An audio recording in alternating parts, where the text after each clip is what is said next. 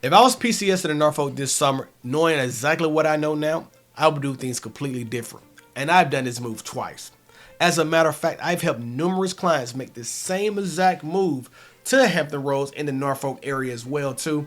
And there are some similarities that I want to avoid and help you make sure that you don't make those same mistakes. I've seen clients actually show up without a plan, actually fall in love with the wrong home, and chasing homes for sale that actually does not fit their lifestyle or budget. And that holds us up and make it a little bit harder for them to find exactly what it is and land in the right home overall. But in today's video, we're ending all that because I'm walking you through exactly the things that I would do differently today if I had to start over in PCS to Norfolk, Virginia. And my name is Craig Houston. I'm with the Moving to Norfolk team, and I get text messages and phone calls from viewers just like you each and every week with questions about moving to the Norfolk area. And I want to make sure that I can assist you as just as much as well too. So I love every single moment of it, and I want to make sure that you can give me a call or shoot me a text at 757-294-8163. And I mean, you can call or text me at any time. You can pick the phone up now and we'll be on the other end for sure.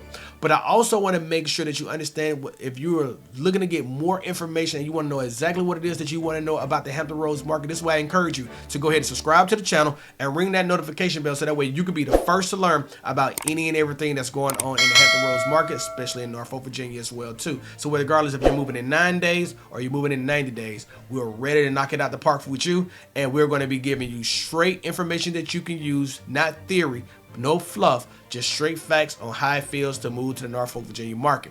Now, the number one thing that I want to talk to you about is that proximity to base, especially in Norfolk Naval Station, is overrated. Let me get it straight for you right now. I know the first thing that's going to come out of anyone's mouth when we talk to them about what they're looking for when they're actually going to be assigned to the area is that they want to have the easiest commute that makes sense for them. And unfortunately, I always want to make sure that I kind of derail that a little bit and give you a realistic information. And the realistic information that you need here is that, man, maybe there is an ideal home that fits your lifestyle and your budget within 5 to 8 minutes of Norfolk Naval Station. But realistically, you're going to be shooting a crap of a shoot if you're really thinking that that's going to be what it is that you're going to find. To me, you got to take it with a grain of salt that you're going to be dealing with limited inventory and there's going to be aging inventory. And that means that aging inventory and limited inventory may lead to where you're going to have more problems with the home overall in your time here in the local market. And we don't want that. We want to make sure that you have a great experience here, whether that's in 3 years, 5 years, 7 years, 10 years, retirement. We just want to make sure that you have exactly what it is that you're looking for. And sometimes that means that you got to understand that neighborhood by neighborhood in Norfolk, Virginia is just not going to be what it is. You may see a residential community on one block, and then you may go to the next street over, and it may be a deserted wasteland in Norfolk, Virginia. But also you're going to be going into the system of having maybe even an opportunity to be more susceptible to flood risk in these areas as well too, because Norfolk, Virginia is below sea level in certain cases. So I also think about all these things that you could find ideal communities that's going to put you within a 15 to 30 minute range of a commute. And I also look at this as encouraging that this could be a decompression time right now. Like when you're actually on your way to work in the morning, you can get the mindset that you need shifted before you head into work, so that way you're not right there in an immediate commute. That means that you leave your doorstep and you're there in 5 minutes. But if you got a 15 to 20 minute commute, you can actually get your podcast on, you can listen to talk radio, you can do whatever audio book that you want to listen to. It gets you in the right frame of mind heading into work, and you can have that same experience on your way home from work. Because these great communities like Harborview and Suffolk, Kings Grant or Princess Anne area over in Virginia Beach, or even being in Norfolk like in East Beach or over in Colonial Place or in Larchmont, gives you a little bit more opportunity to be further out, but also have the ideal commute time that a lot of people would not sneeze at in this local market. So I really want you to think about being where you want to be at in a better neighborhood that's going to give you the quality of life and the best lifestyle that you're looking for. Is going to be more ideal than be worrying about the commute time to work each and every day, because you're going to spend limited time at work, but you're going to maximize all your time at home. So make sure that you take this into consideration. And hell, if a 5 to 8 minute commute actually matches up for what you're looking for, then that's exactly what it is. But if it's not, then I always want you to resort back to this first tip that I gave you, that proximity to base completely overrated. Step 2 is going to seem like it's a no-brainer, but trust me, nothing on this list is a no-brainer for a lot of people. So making sure that you are pre-approved for a VA loan is actually going to be the number 2 step that you want to do. See, the reason why you want to be pre-approved is because this allows for us to move with certainty, and it makes sure that we can get to move definitively when you find the home that you're looking for.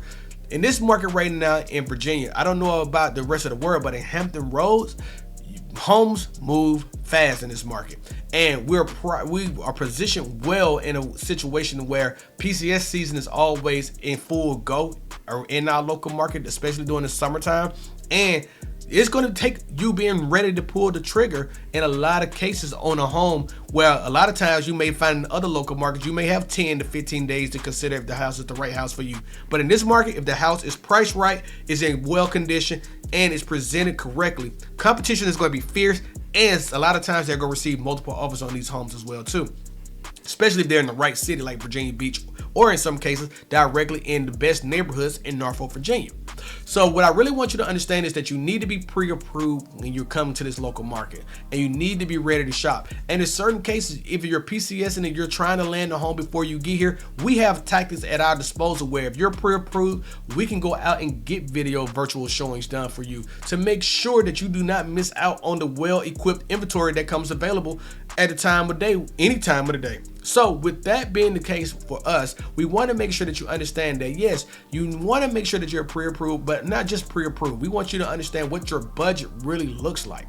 Like, just because you're pre-approved for 400,000 does not mean that you want to spend 400,000. You may want to spend 350, 325, 345 in certain cases. So this is why I always say work with your lender, understand what it is that you are pre-approved for, but then understand how much home do you want to purchase and how much mortgage do you want to afford. Those are two different things, because whatever you can line up with your mortgage is, depending on how much you qualify for, that could fall short of the maximum budget, or it may exceed where you're currently at, and you may have to find a way or get creative on bringing more money to the table or going a little bit further. So that also makes sure that you understand what your closing cost is and how your escrow is going to look, because when we're actually looking at these homes, we want to make sure that we're not only finding a home that matches up and syncs up with your lifestyle and your budget, but we also want to make sure that this affordability factor is taken into consideration over time, to where you can continue to afford the life that you want to live while also still maintaining the mortgage that you want to have as well too. So to me, getting pre-approved is an ultimate factor. You're already not paying down payment, you're having to put zero down. But we have to factor in if we have to get you closing costs, or if you have the closing costs available to you. And that can determine how we move and shake in making committable offers to sellers in this market. So I really want you to understand that pre-approval is number 2 on this list, and it's very important, because as soon as we get that done, the sooner we get you off the shopping, and the sooner that we can actually get you under contract and help you be very competitive against the open market, who's actually looking to make the same moves and deals that you're trying to make as well too. If you do not have a lender, this is why I want you to reach out to me and ask me. I have multiple lenders that we can actually help you with, who actually specialize in VA loans. And this is where we want to make sure that we help you get the right information and the right details to help you make that smooth move to Norfolk, Virginia. And just reach out to us, and we can introduce you and make that formal introduction to help you make sure that you get qualified as well too. So let's jump into number 3. Number 3 is going to be, make sure you take full advantage of your VA loan. Now, we just talked about getting pre-approved in step 2, but step 3 is about making sure that you maximize the potential of your VA loan. Well, what do I mean? In certain markets that we've been doing our research on, a lot of markets are kind of unfamiliar, especially if it's not a heavy military presence in those markets, on how to utilize and leverage a VA loan. But in our case, this is a heavy military market, and this is a more favorable VA loan market. So we want to make sure that you're maximizing everything that you can out of this loan, okay? And the reason why that's important is because I want to make sure you understand that zero money down payment means that it's zero money down payment. It does not mean that you can roll your closing fees into your VA loan. And a lot of misconceptions come from that. But I also want to make sure that you know that there's opportunity here for us to actually negotiate on your behalf, to have concessions paid on your behalf if the opportunity presents itself. In certain cases, it might be direct home for you, and it may be competitive. It may be multiple buyers who are looking at the same home, and that may mean that we had to either one, get creative with our offer, or two, you may have to pay the closing fees out of your own pocket to actually land this house if it's really the desirable home that you want to have. But those are conversations that we like to have up front, because we want to make sure that we set the tone for what it is that you're looking to actually do when you're PCS into Norfolk, Virginia. Now, secondly, also there's builders incentives. Like if you're looking at new construction lots and you're looking at new construction subdivisions, there's opportunity there too with builder incentives where they may actually be able to look up and hook you up with $10,000 to $15,000 to $20,000 in closing cost assistance to help you actually purchase those homes. But also, you just got to remember, sometimes those means that you have to work with the builder's preferred lender or some other type of preferential treatment that's coming from that side of where the builder would make sure that they help you with that type of assistance. Now, also with that type going into along with that is that just because it's zero money down does not mean that you will not have to pay for the fees that goes into actually purchasing and procuring the home. Like a home inspection. If it's a VA loan, every VA loan has to do a termite and moisture inspection unless it's a new construction home. Then the builder already has that already taken care of to actually get permitted to continue construction. Then also you got to take in and factor in that, yeah, you have to pay for the appraisal too, and that can run somewhere between $450 to $700. So you got to have money saved up to actually use your VA loan as well too.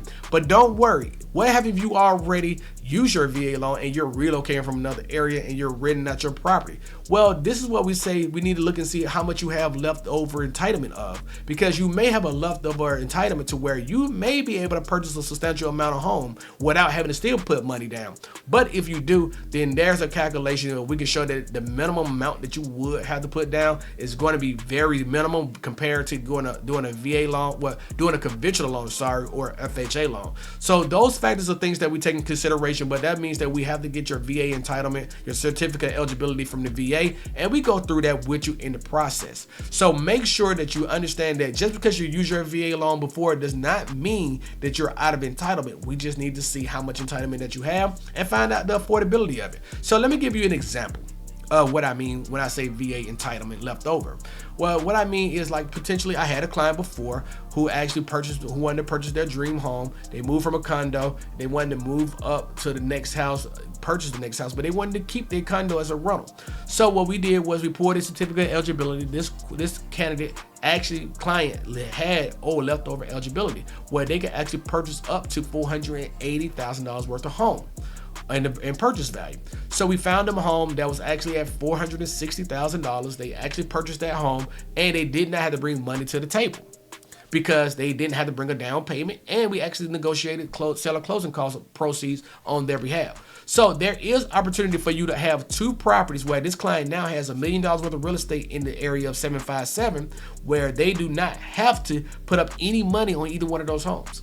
So there is an opportunity there, and there's a unique situations, but we can always help you drill down on your best application of your full potential of your VA loan. Let's jump into step 4.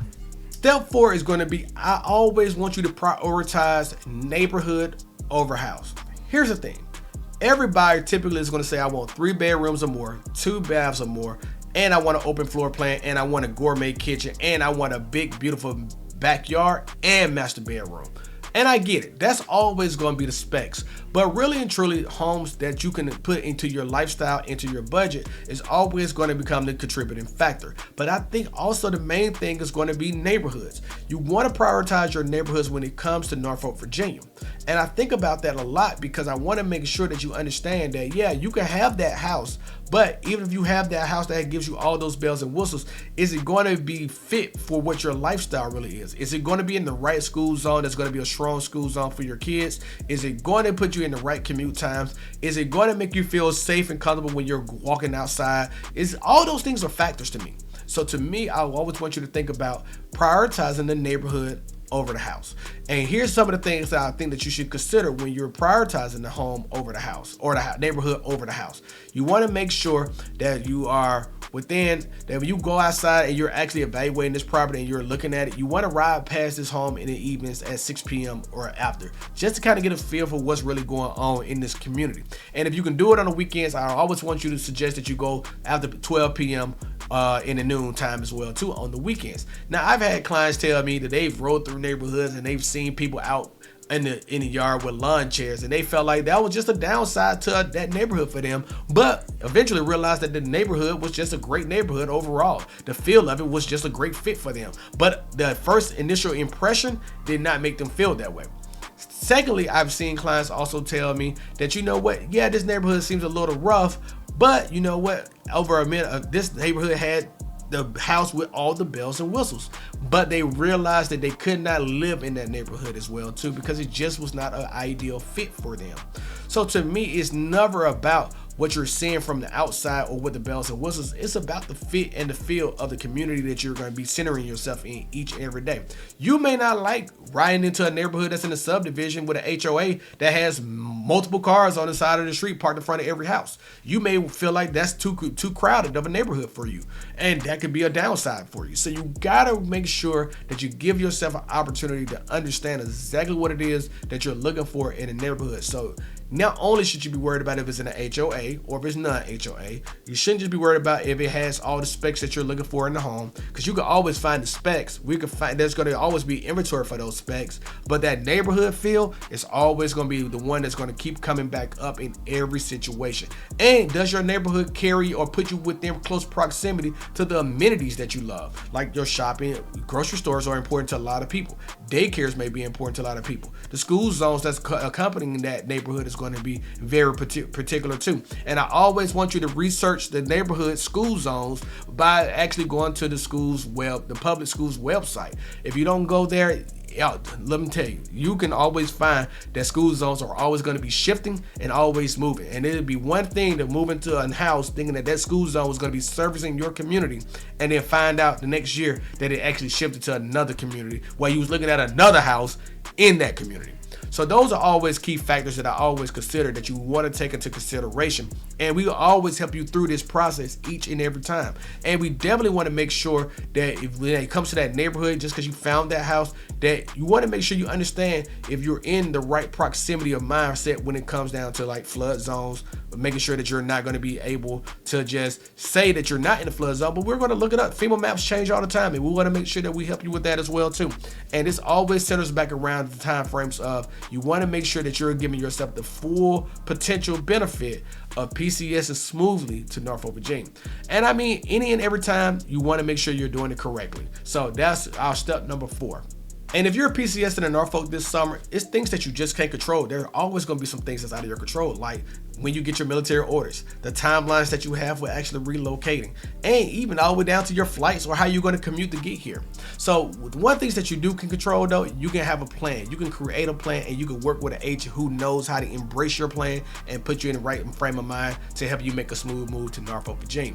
And that's where we come in. And I would love the opportunity just to work with you, just to speak with you, just to understand exactly what it is that you're trying to accomplish, and helping you succeed each and every day of the week on your mission and your focus to get where you want to be at in a easy piece of frame of mind to where you can get to work the next day and get things going the way you want to.